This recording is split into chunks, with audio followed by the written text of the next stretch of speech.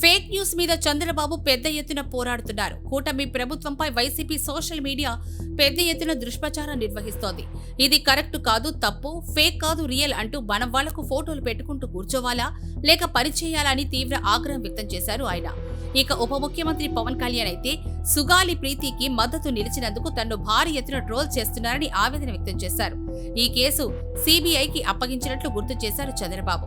ఈ విషయంపై అధికారులు సైతం స్పందించాల్సిందని, వీరి నుంచి సరైన స్పందన లేకపోవడం వల్ల కూడా జనం పెద్ద ఎత్తున కన్ఫ్యూజ్ అవుతున్నట్లు చెప్పారు. ఇటీవలి కేబినెట్ భేటీ అనంతరం మంత్రులతో మాట్లాడిన బాబు ఈ విషయంపై విస్తృతంగా చర్చించినట్టు తెలుస్తోంది. ఈ ఫేక్ న్యూస్ ని అరికట్టడానికి ఒక కొత్త చట్టం తేవాలని భావిస్తున్నట్టు చెప్పారు. అంతేకాదు, ఈ విషయంపై ఒక మంత్రివర్గం ఉపసంఘం సైతం ఏర్పాటు చేశారు సీఎం చంద్రబాబు. ఈ సబ్ కమిటీలో మంత్రులు అనిత, నాదెండ్ల, అనగాని, పార్థసారథి ఉన్నారు. వీరి ఆలోచన ఏంటంటే ఇకపై సోషల్ మీడియాకు ఆధార్ లింక్ అయ్యేలా ఒక అకౌంటబిలిటీ ఏర్పాటు చేయనున్నారు. ఎవరైతే ఫేక్ న్యూస్ స్ప్రెడ్ చేస్తారో వారిని వెంటనే పట్టుకొని కట్టడి చేసేలా ఈ కొత్త చట్టం రానుంది. ఈ దిశగా కొన్ని నిబంధనలతో కూడిన కార్యాచరణ రూపొందించనుంది మంత్రివర్గ ఉపసంఘం. అయితే ఇలాంటి చట్టాలు చాలానే వస్తూ ఉంటాయి, పోతూ ఉంటాయి. ఇందుకంటూ నాన్ స్టాప్ గా పనిచేసే సిస్టమ్ ఒకటి ఇంప్రూవ్ చేయాల్సి ఉందని అంటున్నారు ఐటీ రంగ నిపుణులు.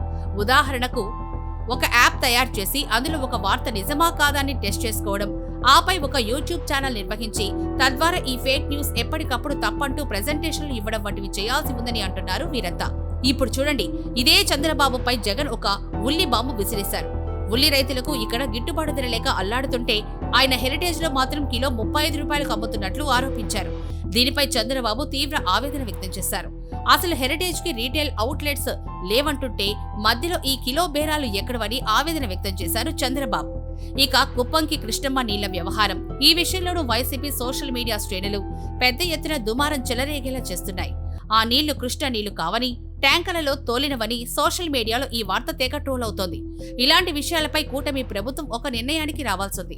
ఎవరైనా అవుట్ సోర్సింగ్ కి కానీ లేదంటే స్వయంగా I&PR ద్వారా కానీ ఒక యాక్టివ్ సోషల్ మీడియా ప్లాట్ఫామ్ ని రెడీ చేసి దాని ద్వారా ఈ ఫేక్ న్యూస్ పై ఫైట్ చేయాల్సి ఉంది. ఇప్పటికే ఏపీడీసీ ఆపై ఇతర సోషల్ మీడియా వింగుల కోసం పెద్ద ఎత్తున సిబ్బంది నియామకాలు జరిగాయి. కానీ ఫేక్ న్యూస్ మీద ఈ స్థాయిలో ఒక వ్యవస్థ ఏర్పాటైతే లేదు. కేవలం చట్టం తయారు చేయడం వల్ల ఎలాంటి యూసు లేదు. ఖచ్చితంగా ఇందుకంటూ ఒక సిస్టమ్ ఉండి తీరాల్సిన ఆవశ్యకత అయితే కనిపిస్తుందని అంచనా వేస్తున్నారు సోషల్ మీడియా వ్యవహారాల నిపుణులు. ప్రస్తుతం కేబినెట్ భేటీ ముగిశాక అందరూ కలిసి నిర్ణయించింది ఏంటంటే టీడీపీ, జనసేన, బీజేపీ ఎవరిపైన విమర్శలొచ్చినా మూకమ్మడిగా ఒక్కటే ఈ దాడులను తిప్పికొడతామని నిశ్చయించారు. ఉదాహరణకు, రాహుల్, మోడీ తల్లిపై చేసిన కామెంట్ లాంటి వాటిని అస్సలు ఉపేక్షించరాదని వీరంతా కలిసి కూడబలుక్కున్నారు. కానీ ఇక్కడ ఏం జరుగుతుందంటే నిజం ఒక అడుగు వేసే లోపల అబద్ధం 100 అడుగులు వేసేస్తోంది. ఈ విషయం పైన మంత్రివర్గం మొత్తం సీరియస్ గా చర్చించింది. మనం రియాక్ట్ అయ్యే లోపల అబద్ధాన్ని నిజమన్నంత గట్టిగా దుష్ప్రచారం చేస్తున్నారని అందరూ కలిసి ఆవేదన వ్యక్తం చేశారు. మన పనిలో మనం ఉంటే వారి పనిలో వారుంటున్నారని వీరంతా అభిప్రాయపడ్డారు. కానీ ఇక్కడ ఇందుకంటూ ఒక వ్యవస్థ లేకపోవడమే అసలు సమస్యగా కనిపిస్తోంది. సోషల్ మీడియా దుష్ప్రచారాన్ని ఢీకొట్టడానికి anti YCP social media wing ని ఏర్పాటు చేసి ఎప్పటికప్పుడు కూటమి శ్రేణులు రివర్స్ అటాక్ చేయడానికంటూ ఒక వ్యవస్థ లేకపోతే వచ్చే రోజుల్లో చాలా కష్టమన్నది నిపుణుల మాట. మరి చూడాలి, కూటమి ఈ దిశగా ఏదైనా కొత్త చట్టంతో పాటు మరేదైనా కొత్త సిస్టమ్ తయారు చేయాలన్న ఆలోచన చేస్తుందా లేదా తెల్లాల్సింది.